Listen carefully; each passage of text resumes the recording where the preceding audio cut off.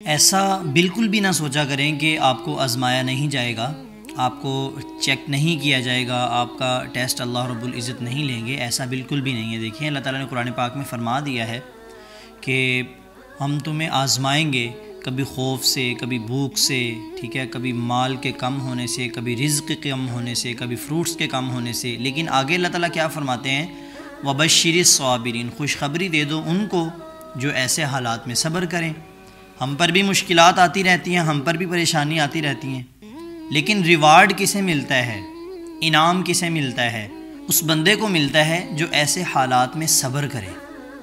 تو میرے دوستو، آج ہم جو دنیا والے ہیں، ہمارے معاشرے میں، ہماری سوسائٹی میں، ہمارے ماحول میں صبر کسے کہا جاتا ہے؟ آج لوگوں نے صبر اور برداشت کو ایک ہی نام دے دیا ہے، لیکن ایسا نہیں ہے۔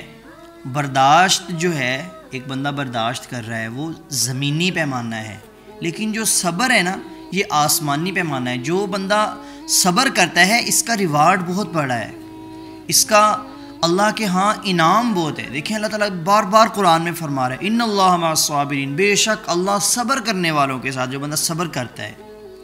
اب آپ یہ کہیں گے کہ برداشت میں اور صبر میں کیا فرق ہے؟ میں آپ کو ایک چھوٹی سی مثال دیتا ہوں۔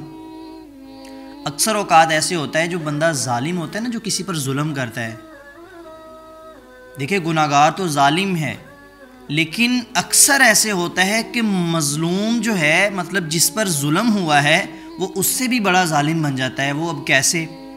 مثال کے طور پر ایک ساس ہے، اس نے اپنی بہو کو ایسے ہی برا بھلا کہا، یا جو بھی جس طرح کے ہمارے گھریلو حالات ہیں، ٹھیک ہے، ان میں جو ہوتا ہے، بہت سی باتیں اس طرح کی مشہور ہیں۔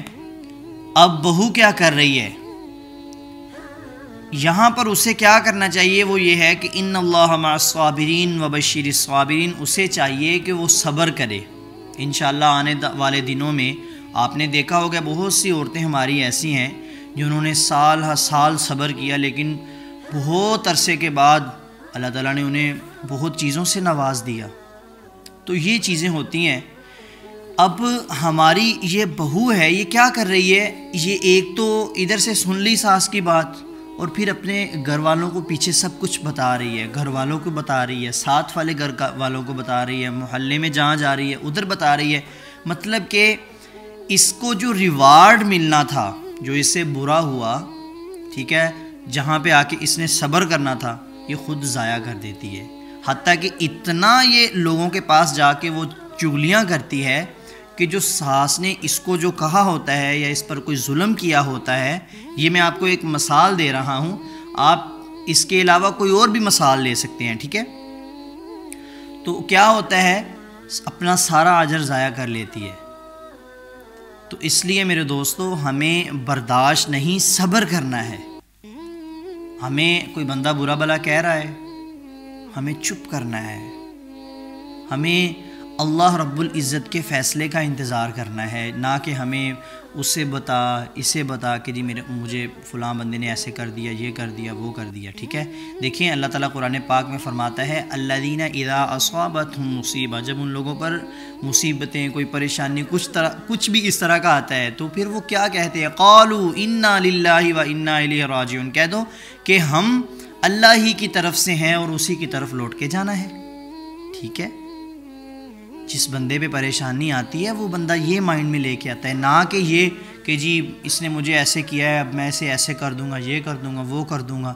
نہیں، ہمیں صبر کرنا ہے، ہمیں عاجزی سے کام لینا ہے۔ دیکھیں اگر نبی کریم صلی اللہ علیہ وآلہ وسلم یہ چاہتے کہ طائف کے لوگوں کو، یا جو لوگ ادھر ان کو تنگ کر رہے تھے، ان کو مسل کے رکھ دیتے، تو 1 منٹ کا کام تھا۔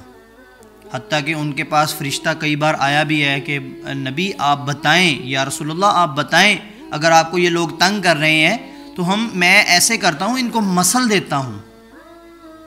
لیکن نبی نے کہا نہیں، ایسا نہیں کرنا۔